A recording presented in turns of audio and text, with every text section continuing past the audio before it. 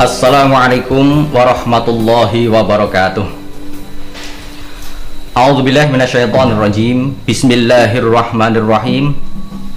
Alhamdulillahilladzi ja'ala taqwa khairaz zad wa amarna an natazawwada bihi liyaumil ma'ad. Asyhadu an la ilaha illallah wahdahu la syarikalah akbarul jawad. Wa asyhadu anna sayyidana Muhammadan abduhu wa rasuluhu khairul ibad. Allahumma sholli wa sallim wa barik ala sayyidina Muhammad wa ala alihi wa ashabihi wa man tabi'ahum bi ihsanin ila yaumil mi'ad. Amma ba'd. Para jemaah sekalian rahimakumullah,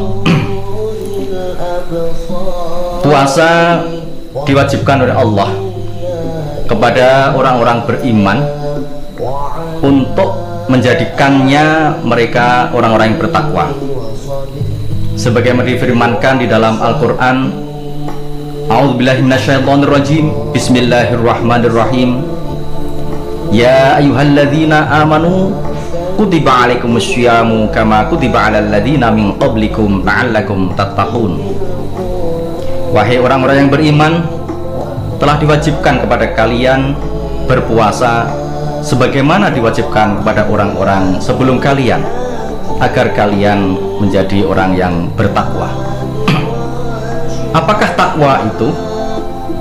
Para jamaah sekalian, seringkali khatib ketika sholat Jumat mendefinisikan takwa sebagai berikut: imtithalu awamirillahi wajtinabu nawahihi sirran wa alaniyah, yaitu melaksanakan segala perintah Allah dan menjauhi segala larangannya, baik dalam keadaan sepi sendiri maupun dalam keadaan ramai bersama orang lain.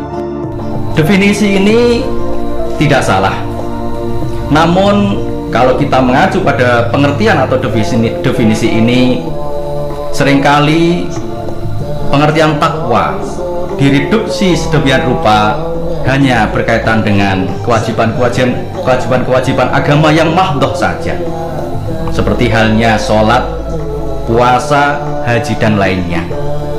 Di luar itu seolah-olah lepas dari pengertian takwa itu sendiri.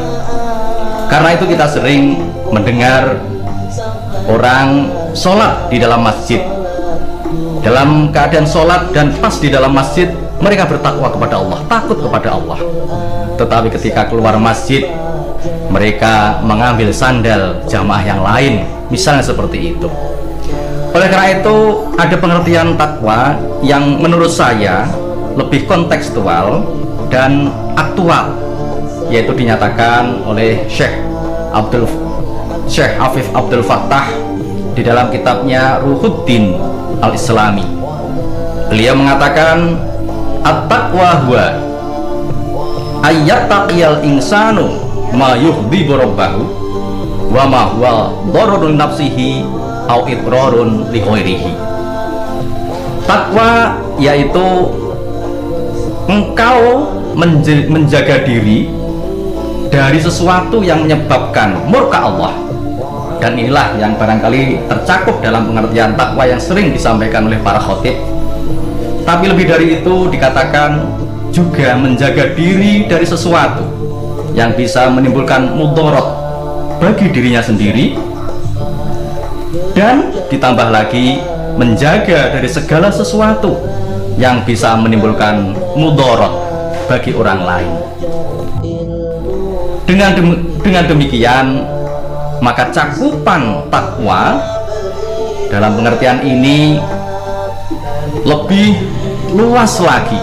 Segala aspek kehidupan kita sebetulnya harus dinaungi oleh nilai-nilai takwa itu sendiri. Jangan sampai takwa itu hanya ada di kegiatan-kegiatan ritual ibadah mahdhah saja, tetapi dalam kehidupan bermasyarakat kita jauh dari nilai-nilai ketakwaan.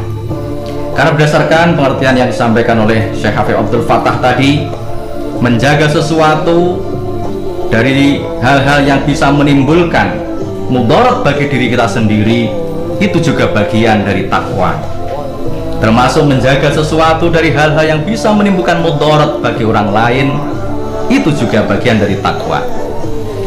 Dalam situasi dan kondisi di mana pandemi atau wabah corona mengejala di hampir di seluruh dunia, termasuk di negara kita Indonesia ini, maka kita menjaga diri dari hal-hal yang bisa membuat mudarat terhadap diri kita, termasuk menjaga hal-hal yang bisa menimbulkan mudarat bagi orang lain, dengan cara kita mengikuti himbauan pemerintah, mengikuti himbauan para ulama juga, yaitu dengan social distancing ataupun physical distancing. Itu sebetulnya menurut saya bagian dari pengamalan nilai-nilai takwa kita kepada Allah itu sendiri. Karena itu marilah kita menjadikan momentum bulan Ramadan di tahun ini yang berbeda dengan tahun-tahun yang lalu, karena kondisi dan situasi yang memang mengharuskan kita menjalani ibadah puasa dengan situasi yang berbeda.